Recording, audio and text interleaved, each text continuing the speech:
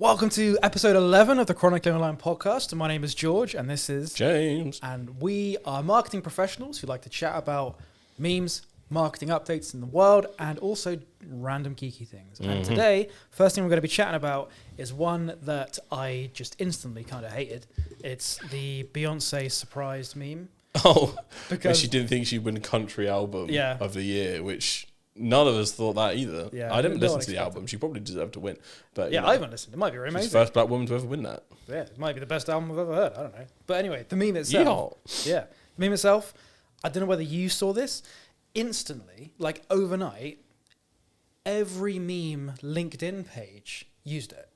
Oh yeah, because it's so palatable. Yes. To the it's corporate. so mild. I can apply it to anything. And it's just like mildly. I wouldn't even say funny. It's just It's not funny. It's just unfunny. Yeah, it's it's just like, nothing. It's such a nothing meme. Yeah. And I find that instantly the meme died as soon as it became alive. So because it was used all over the place and especially on LinkedIn. Yeah, the meme fatigue was immediate. It was. And two, it was so mild. Like it was just nothing happening in it. And you will find a millennial still posting it in the next 10 years. Yeah, Bet I think money. so. I think so. Yeah. And Sorry. That's cool. No, you're right. It's always just like basic fact about working in marketing. Insert palatable GIF. Yeah. It's like Cycle is the oh god, it's just like be original. God damn it. Yeah. Yeah. Well, and just third reason, I feel like the people who are posting it are already kind of the boss bitch influencers who have that connection to Beyonce because she's platformed as like the boss bitch that influencers use as like a role model or something. Just the term boss bitch, man. Yeah, but you know what I mean. What a classic. Yeah. Yeah, like that's partly. I was like, that meme instantly died as soon as I saw. Yeah, that meme screams girl boss. Yeah, exactly. Not that concept in itself is a bad thing. No. There's just different ways that we refer to it now because we don't live in the goddamn 18th century no more. Yeah. The girl boss influencer that's like over the top. Yeah. Like it's that. Yeah, it's become a stereotype that's eaten itself like some kind of Greek tragedy. Yeah. And those who aren't aware that it's a thing, you're probably one of them. Yeah, sadly. Instant hate comments. Yeah, sadly. That's fine. I'll take the hate comment. Yeah, well, that was the meme I want to talk about. Just wanted to get your thoughts. If you saw it, yeah, I mean, I of course I saw it and then immediately ignored it. Same with you. So I was like, ugh, it makes me sick. Makes me sick. And nothing even interesting happened in it. No, I mean, it was just like the same face and nothing ever does, to be honest with you. There'll be like, I'm trying to think of the last time there's been bigger ones. So the Will Smith slap was applied for a while. Which I think it actually extended the shelf life of the Will Smith incident for a while. from an awards show as well. They often come from award shows or just random shock reactions.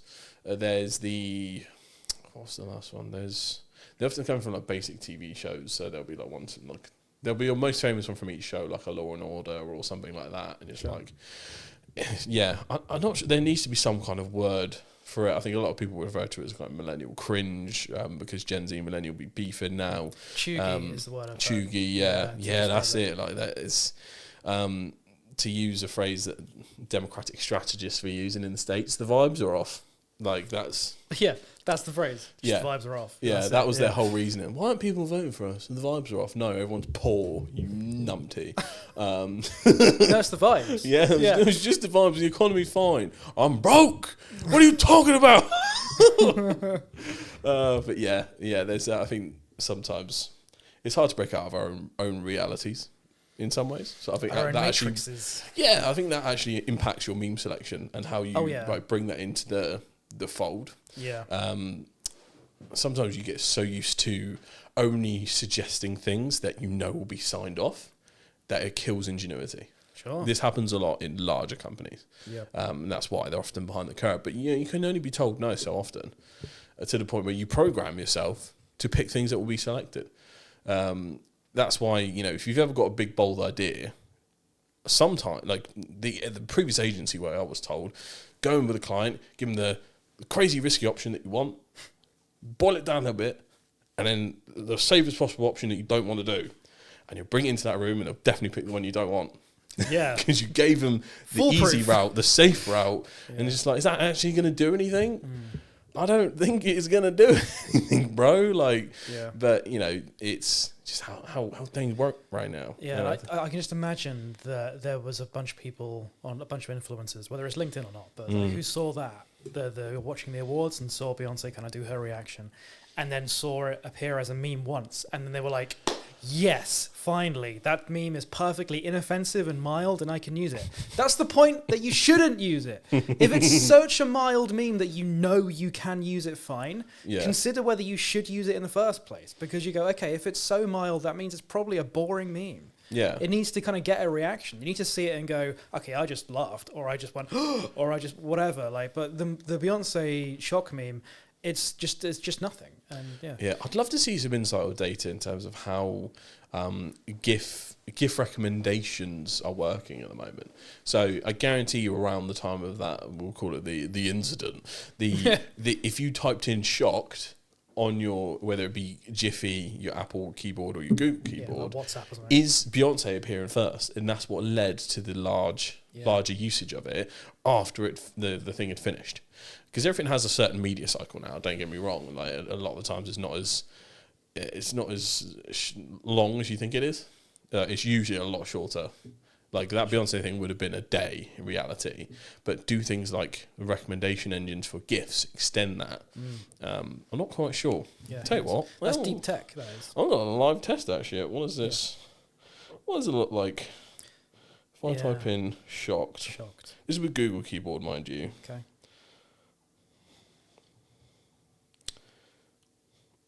Nope, it's gone. Oh, yeah. See, I bet it was there at the time. Or is it just recommending ones that it thinks I might use? We'll never know. Because you've got iShow Speed in here. You've got some memes that are like fairly like proper memey. You've got an anime one in here. So I feel like mine and yours would look very different. I imagine, yeah. Where are you searching then? On this is just on Google WhatsApp? Keyboard. Okay, I'm going to the WhatsApp messages. And here's where we get into, are there now algorithms that we forget about that are constantly going on? Yeah, I got those are the exact ones I got. Okay, so in that case, it's not. So they it's must not for you be or me. calculated like seasonally or based on some kind of trend metric. Yeah. And this is where even when you're planning out, even when you're planning out memes for your companies, take more time to scroll and find something that's uncommon, or not as common, because you can create your own GIFs now. A lot of handsets make that a lot easier. The newer Samsung ones make it super easy to make GIFs out of anything pretty much instantly. Google Photos, like the app that's just built into Android, will make a GIF. Yeah, so I think being more creative with your GIFs might actually lend you more success instead of doing something that's mildly relatable, unfunny, and going, I wonder why that's not getting engagement. Yeah. Originality is the key. That's it. Yeah, sadly, it was a bit of a complainy meme feature this time. Fucking shit, mate. Yeah. But yeah, next we're going to talk about a marketing update that has happened in our local city, Southampton. This is according to the Daily Echo article. Shouts out the Echo, bro. Yeah, what's up? Southampton Council leaving Twitter because of extremism and misinformation. Good. Yeah, and there's an actual quote that I made a note of from the councillor. Councillor Lorna Fielker said that the decision was made due to dwindling engagement. Until recently, X was one of Southampton City Council's primary channels. And then what she actually said is the quote, however, over the past year, engagement has significantly dropped. Despite having 54,000 followers, many accounts are dormant with no activity for over 6 months. More concerning are the changes to X's algorithm and the abandonment of independent fact-checking. Oh boy, can I talk about this for a fucking long time? Yeah. Well, we all know the actual app has gotten significantly worse since Elon's takeover. And even if you do like Elon and you align politically with him, the actual app has gotten worse. Yeah, it's kind of nothing to do with that. A lot of people that were in charge of running it were fired on day one. So I'm surprised it's still on, first of all. And, the engine, I think, is, and when I say engine, the recommendation engine, so you've got two feeds on Twitter or X usually. There's the main one you have when you first open it, which is basically a TikTok For You page, and then your followings on the right that you have to click over to actually get to. That new recommendation engine, I definitely think, is punishing content that is centre or left, encouraging things that are right, which for local councils is crazy. Especially because, you could have a conservative local council. You could even have a reform local council if there are one of those. I think it would actually punish you if you're not actively saying things that align with the current ruler of Twitter, shall we phrase it. So it's an unfair place for councils to be, because there's nothing, councils can't really compete the same way businesses can. They can't get as creative. There's almost no point in them getting over creative. People ultimately do not check Southampton City Council on Twitter for fun, unfortunately. No. And there's not a kind of competition element that there would be for a business. You know, a business's own Twitter account or any social media account, they would have their interests in gaining followers, gaining engagement to ultimately, indirectly get sales. Yeah. A council's Twitter account, they don't have that. Obviously. Yeah, individual tweets just kind of don't do anything unless you have a large personal brand on X or Twitter. It's just hard to grow. It's hard to break through the noise, because there's so many problems with it at the moment in terms of just graphic content, in terms of just like, I'm not sure I've opened X any time in the last 3 months and haven't seen someone die in the first 5 minutes. Oh, God. Like there is a shooting, or someone getting their head chopped off, or something crazy. Like the stuff you'd have to search super hard for in the early days of the internet. There's always some weirdo like, hey, look at this. Like that is just as soon as you open X. And bear in mind that's an account I do not use and it's dormant. So it's not like, you know, judging my algorithm here. It's just to like check on X to see what's happening. Jesus Christ, get me off of it right now. Why did I open this? Not to mention that the rampant porn has leveled up, and the porn bots as well. Okay. So there are specific AI bots that are promoting either individual OnlyFans creators' accounts, or just trying to get more followers for this content farm clip bot that they've got going on. So there's so much unregulated AI graphic shit and nudity that it just makes it an unplayable place for anyone that has those kind of restrictions. So it's good, and it's just sucks. Yeah, that is probably part of the reason why they found their 54,000 followers, whatever it was, are dormant. It's the UK especially has had a massive drop off in X. Yeah, right. I'm not sure how so much the States is a lot more divided on it, but most of the UK pretty much thinks Trump and Elon are fucking tools regardless. We're a lot more skeptical on that. You know, even some of the reformers don't quite like how they're operating. So it's a weird place to be. On the other side of it, opportunities for councils and local authorities come in the form of platforms like TikTok and YouTube. A lot of news and updates are being digested via video now. We want to get into a place of edutainment, so entertaining things that also give some good info. Video content on a consistent basis gives you a form of transparency that hasn't been seen yet in politics. And I can tell you how it works and why it works, because in the reverse sense, it's one of the reasons Trump won. And he's still doing his thing now. Because when we think about any previous president or prime minister, they are not on camera every day. They don't bring the BBC in to give them a message every single day. Trump does. Trump has a camera on him pretty much 24/7 in some way or shape or form. And that gives a faux transparency. It gives we're constantly talking about what we're doing. It also gives a feeling of progress as well. So the local councils go more into the devolution route.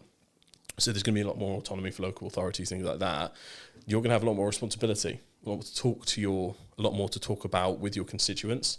Now you need to be in this place of, how do we actually vlog or stream or podcast this consistently, so we can actually say what's going on all the time. There was a really good example that you told me like a year or two ago, where it was something like, it'd be great if a council, or maybe you suggested this to Southampton Council themselves, I don't know. I probably did. Yeah, it was a content type, pretty much, okay, let's do a video or two about how the bin collection works. Yeah. And it's funny because that's, on the one hand, that's such a boring topic, but it's such an important topic. Like, everyone who has a house or a flat needs to know this.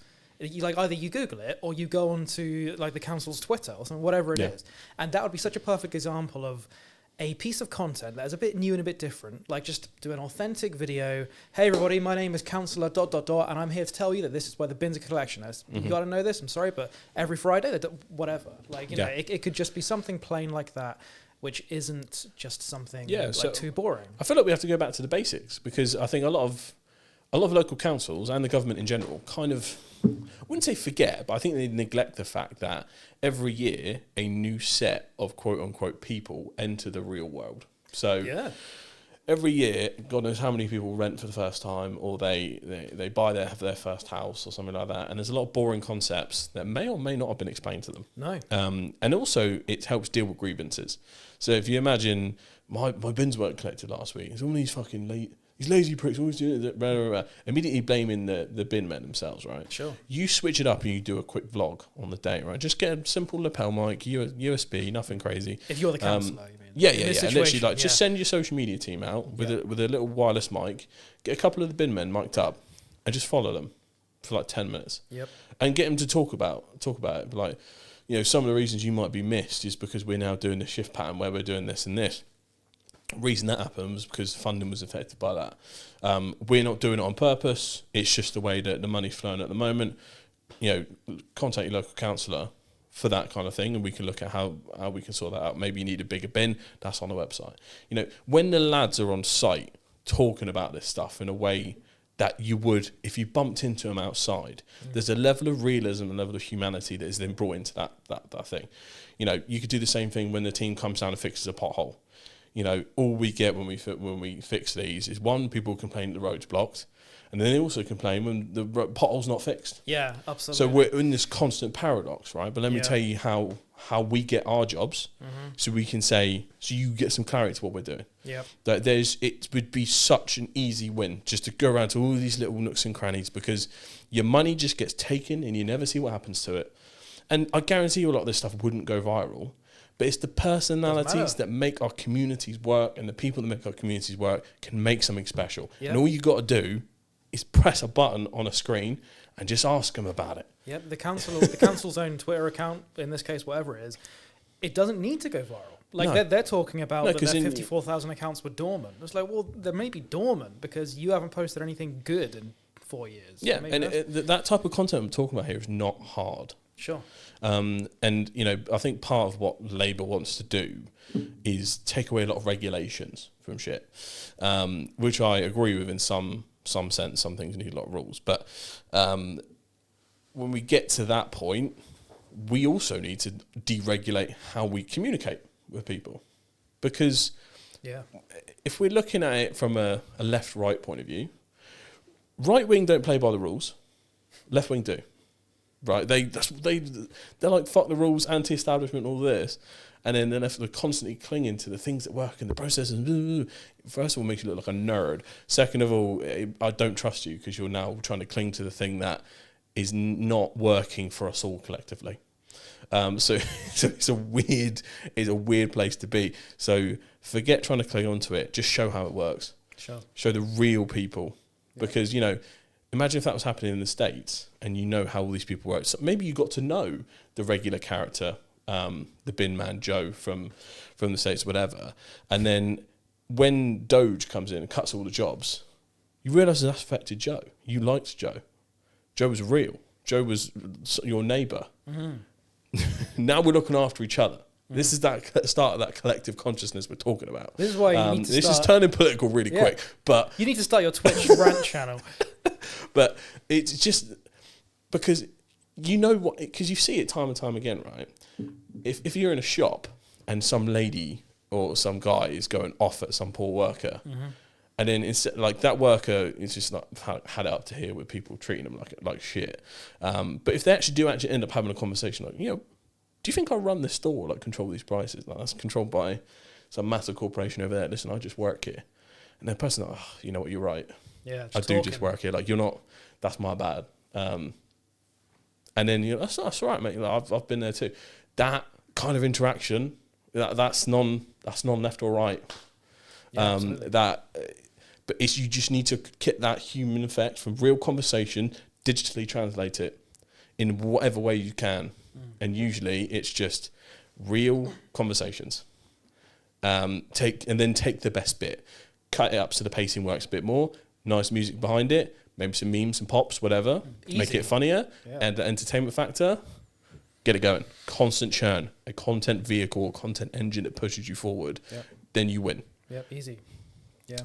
That's my take. No, that's true. Yeah. No, I'd like to see that. I'd like to see just even more basic than that, just helpful content from like council social media. I don't know how to order a bin. Yeah, well, there we go. Yeah, I could blindly try and figure it out myself. Yeah. Whereas if the Southampton Council posted a video of like, here's how to do your bit, but then I'd be like, I'd watch the hell out of that. Like, finally, someone tells me how to use this. Yeah, because you put out on YouTube Shorts, you can also superimpose it on the website, so they find it on the website and on the thingy, so it's never just a flash in the pan and it's gone. It's just how you utilise that piece of content.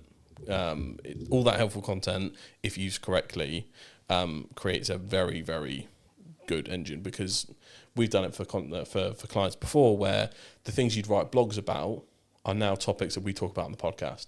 So now the conversation we've just had is a blog on my website labelled how the public sector needs to increase transparency using video content. Right. I transcribe the conversation, tidy it up a bit, using either myself or some kind of AI tool, get it out on the web. Now I have a clip to go along with a blog, and it's infinitely better than just one or the other, and my social and my web strategy are interlinked. You need to be in a constant surplus of video content these days for it to be a viable strategy, in my opinion. Sure. Yeah, I hear that. I hear that. I've gone too down the rabbit hole, people. No, that's cool. I'm going to tune into your ranting Twitch account whenever it gets launched. I'm listening. Just trying to decide between Twitch or YouTube, but I feel like it should probably be both. YouTube for highlights, like what we were saying, like Twitch. Yeah, because you can multi-stream, and that's the thing that's getting. But the community is on Twitch. Yeah, but there's no way to grow a Twitch without using other platforms. Oh, so it puts you in a weird position where you have to find your audience from YouTube and TikTok and other places, and Instagram, and then bring them over to your Twitch for them to luckily tune into your live stream, or do you just cut the middleman and grow your YouTube channel? Oh man, don't really know. Who knows? Well, I'll watch. Tell me in the comments, whatever you do, please. I'll watch. Yeah. Super Mario Brothers, Luigi, and Mario. Yeah, bros. Yeah. Younger demographic video games that still work, whatever age you are, right? Yeah. So that's the geeky thing. Nintendo Classic. Nintendo Classic. Yeah. So what I would like to do at the end of every episode of the Chronically podcast is to chat about random geeky things, random nerdy things that we're into, and something that struck me the other day. Me and my wife, we bloody love Mario Kart. Yeah. And we just got, I just got her for Christmas, Super Mario Brothers Wonder.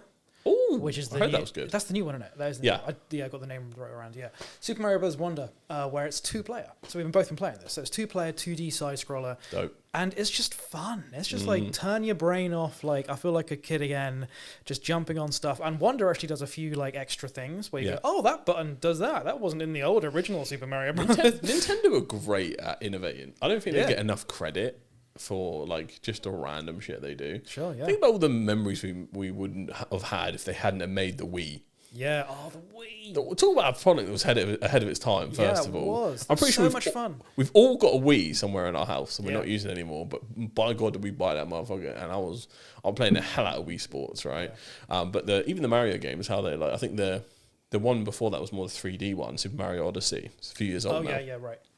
Where you can now throw Mario's hat and like possess things. Nice. It sounds creepy on the outside, but like you could like take control of stuff, and it added a whole new dimension to the game. Like I'm pretty sure they're one of the best devs at doing that, because I suppose we'd look at Nintendo as a dev and a hardware company, but they are.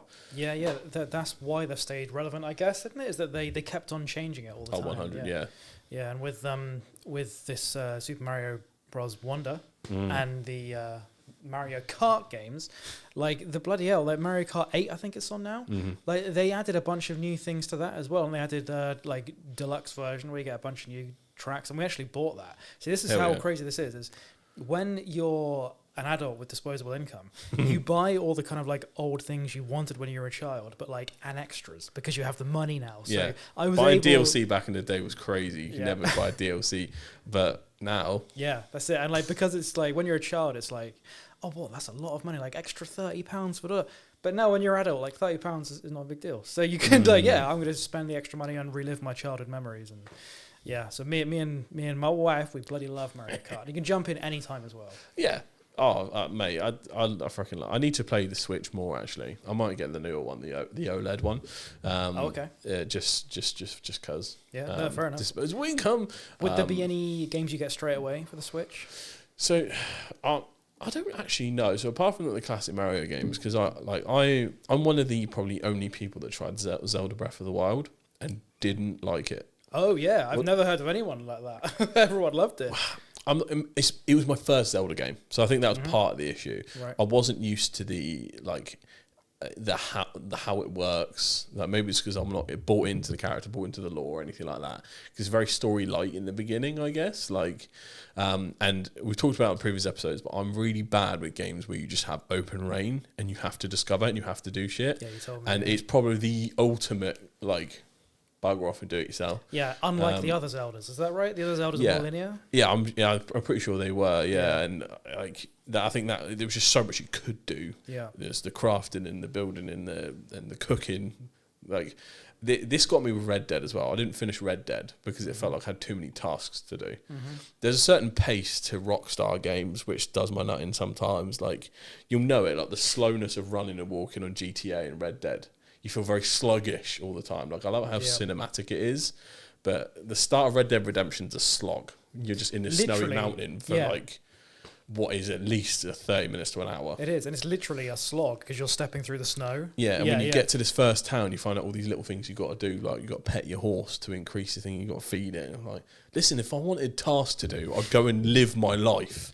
Because I've got so much shit to do. Like you would hate Kingdom Come Deliverance because I told you that. So that's why I haven't played it because I know there's a bunch of manual stuff. But I'm not that type of gamer. Fair enough. I'm bad at when it turns into a sim of any kind. Okay. Like I ain't Tamagotchi in this motherfucker. I came here to be a cowboy, not a stable hand. Give me the Winter Soldier. Well, they're the same thing, really, but a rootin' tootin' one, not a Coleman one, Yeah. But again, that's why I couldn't get into Zelda. So I need to figure out what games on Nintendo will get my attention. Yeah. Apart from those immediate classics in the Marios and Mario Karts. Yeah, there'll be some. I mean, like I said, I don't know too many, but the Mario Karts and all the Mario Let me know Bros. in the comments, man. Yeah, no, that's it. Never stops being fun. Yeah, well, I'm thinking we call it there for episode 11 of the Chronically podcast. If you liked what you heard and liked what you saw, give us a like, a follow, subscribe, whatever it is, and comment below what your favourite bit was or what you want us to cover next. Some crazy updated marketing that you've been like, what the fuck is that? We will talk about it. But for now, my name is George, and this is... I'm James. And we will see you next time. Peace, y'all.